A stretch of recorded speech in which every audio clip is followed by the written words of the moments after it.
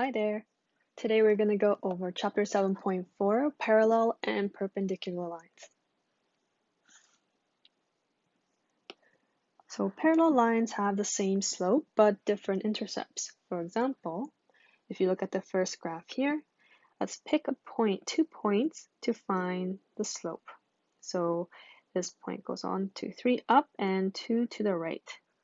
Slope is 3 over 2. Let's call this line 1 and line 2. Let's pick 2 points on line 2 as well, and we can see that it's 1, 2, 3, and 2 to the right, so slope is 3 over 2. So slopes are equal, and the only difference is that their intercepts are different. So y-intercept for line 1 happens over here, whereas y-intercept for line 2 happens here. Same with x-intercept. For line 1, it happens here, and then line 2, this happens here. So parallel lines have the same slope, but different intercepts. Same idea for vertical lines. So slope of vertical lines is undefined. Notice that we don't have a y-intercept, but we have x-intercepts. So the first line would have x-intercept at -1, and the second line will have x-intercept in 3. And notice that these two lines will never intersect each other. Same with these two lines. Moving on to perpendicular lines. So this is when two lines intersect at right angles, which is 90 degrees. For example, if this line is the first line and the line 2 is this one, notice that the angle here is right angle, so which is 90 degrees. So let's check the angle for the second example as well. So we can see that these two lines are perpendicular to each other because this angle is 90 degrees. Let's check what it means to be perpendicular to each other. So let's first find out the slope of line 1. So let's pick 2 points. I like this and this one. So slope is 1, 2, 3 up and 1, 2 to the right. So slope for this, line 1 is 3 over 2. And we're going to pick another point here. So I like this one and this one. We go 2 down and 1, 2, 3 to the right. So slope for line 2 is -2 over 3. So notice when two lines are perpendicular to each other, the slopes are negative reciprocal to each other. Let's take a look at example 1. State whether the lines in each pair are parallel, perpendicular, or neither. So for part A, we are given two equations, and I'll label the first one as equation 1 and second one as equation 2. Notice that we were given the slope-intercept form, so the slope of each line is here, the coefficient in front of x. So we can state that equation 1 has m1, the slope of equation 1 equals 3, and slope of equation 2 is -1 over 3. We want to note that 3 is a negative reciprocal of -1 over 3. So this tells us that this part A, two equations or two lines are perpendicular to each other.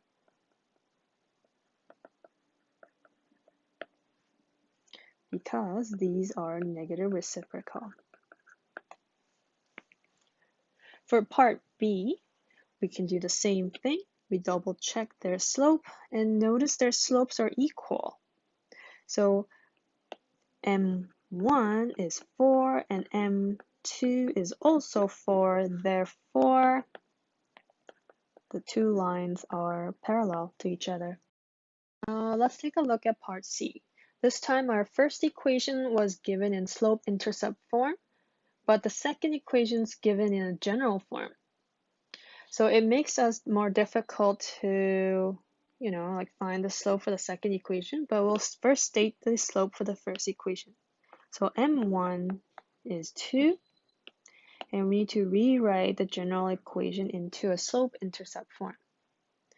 This is going to be, we're going to keep the y there, so we're going to take away 6x and 3 on both sides, so negative 6x minus 3. So we get 3y equals to negative 6x minus 3. And then you need to divide out 3 on both sides. We get y equals to negative 2x minus 1. So our slope for the second equation is negative 2. Unfortunately, this time, these two slopes are not negative reciprocal to each other, nor equal. So the two lines are neither perpendicular or parallel to each other. Moving on to example 2. For each pair of slopes, find the value of a. So for number 1, it asks us to find a value for the slope to be parallel. Okay, so let's take a look at part 1. Part A, part 1. Alright, so this time we want to have a parallel line, so the slope must equal each other. Let's see here. In order for the ratio to be the same, we just need to multiply 2 to the denominator to get 8. Whatever you do on the bottom, you do the top as well. So we can say that A equals 5 times 2, which is 10. For part 2, we're looking for slopes that are perpendicular to each other. So which means that this original slope, we first need to convert it into a negative reciprocal. So that's going to be negative, and you flip over the fraction. Okay, so we want to now make that negative 4 over 5 equal to 8 over 8. Alright, so this time maybe we can do cross multiplication. We'll cross multiply to get rid of the denominators. So we get negative 4 times 8 equals 5a, which is negative 32 equals 5a. Now we must isolate a, so we divide 5 on both sides. So we get a equals to negative 32 over 5, which is approximately, is it approximate? No, it's not approximate. It's equal to negative 6.4. Moving on to part B. So we're looking for slopes that are parallel to each other. So these two slopes must equal to each other.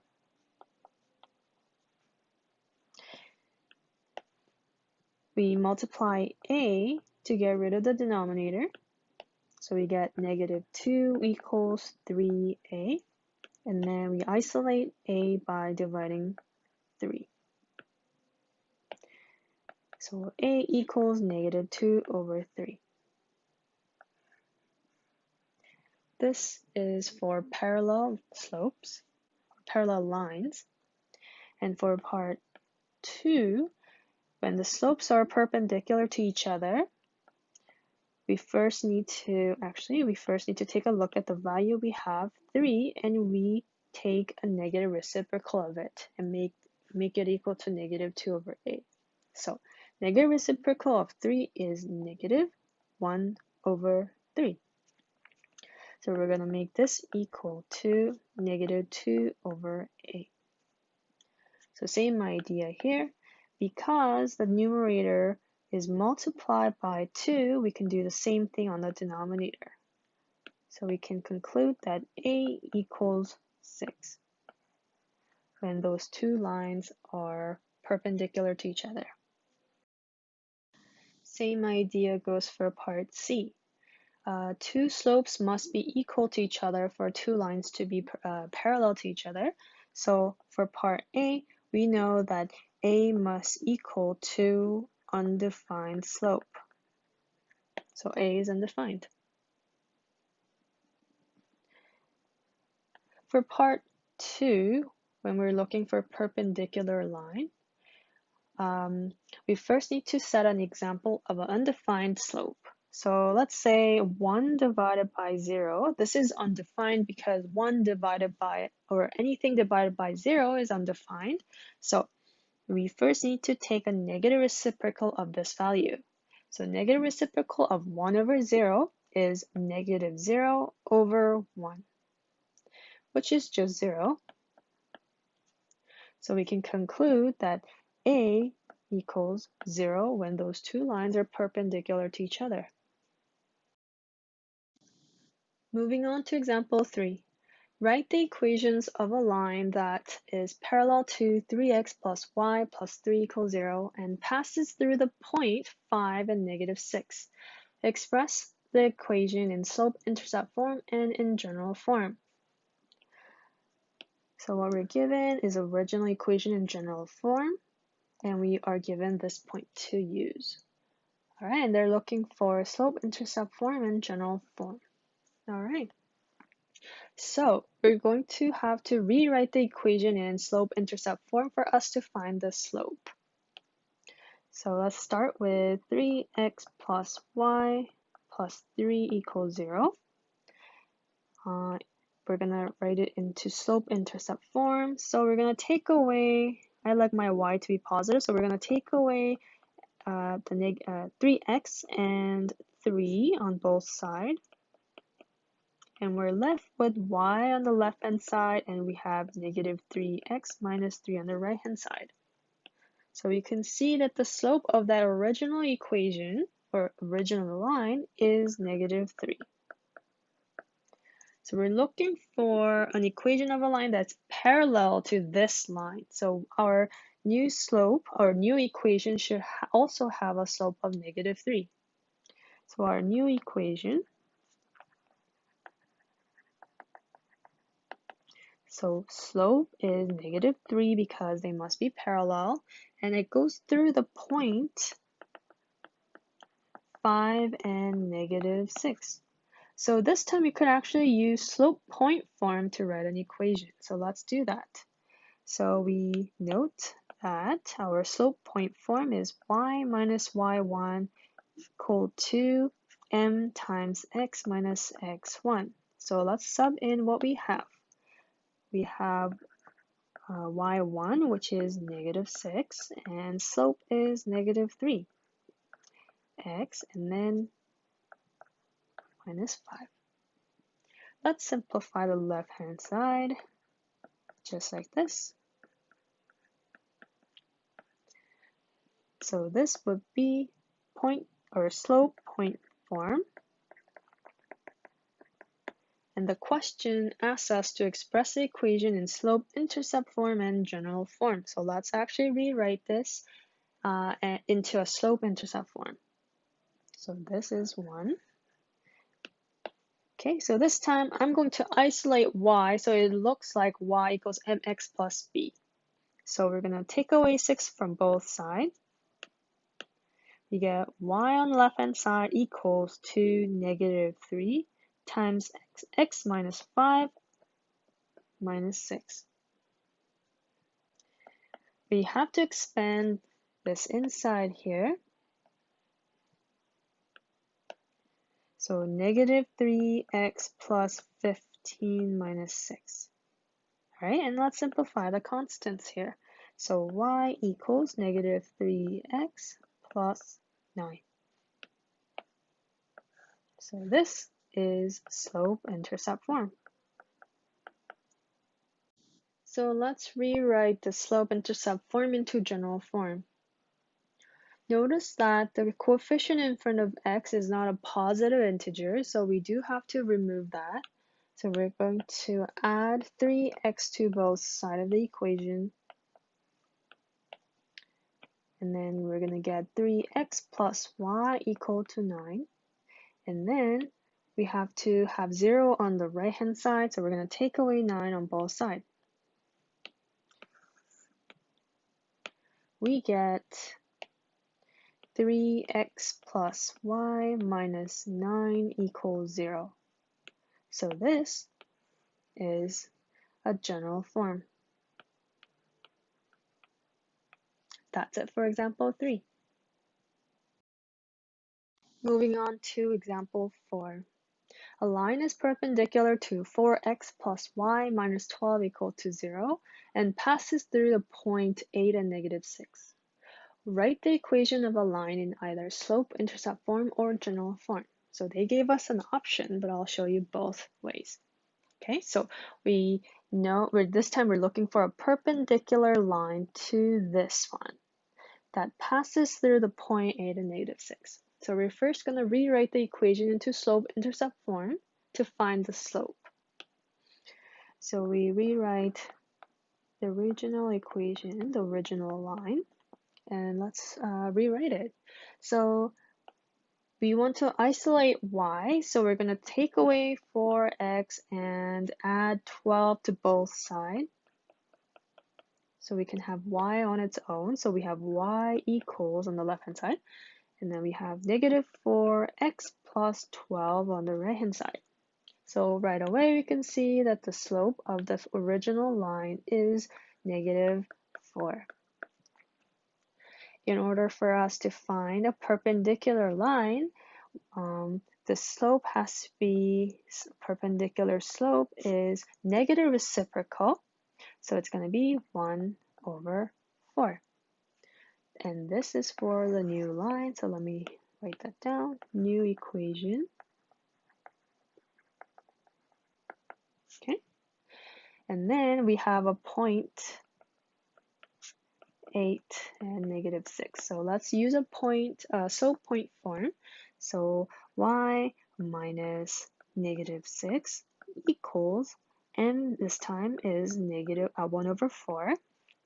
And then x minus 8. Let's simplify the left-hand side. So y plus 6 equals 1 over 4 times x minus 8. All right, so this is slope point form. Let's rewrite this into slope-intercept form. So we first need to isolate y, so we take away 6 on both sides. We get y equals 1 over 4 times x minus 8, and then we take away 6. We expand this here, and then we should get 1 over 4x minus 2, and then minus 6 again. This turns out to be 1 over 4x minus 8 for y. So this is, this is slope-intercept form. Last form is general form. So we're going to rewrite this, or let's go back to this one here. We first need to make sure the coefficient in front of x has to be a positive integer. This is a rational number, it's not, but it's a fraction, so we need to fix that. So we're first going to multiply the entire equation by 4. And so you expand, so we get 4y equals to x minus 32. And then we're going to move 4y to the other side, so minus 4y on both sides here. And we are left with 0 equals x minus 4y minus 32. And this is a general form.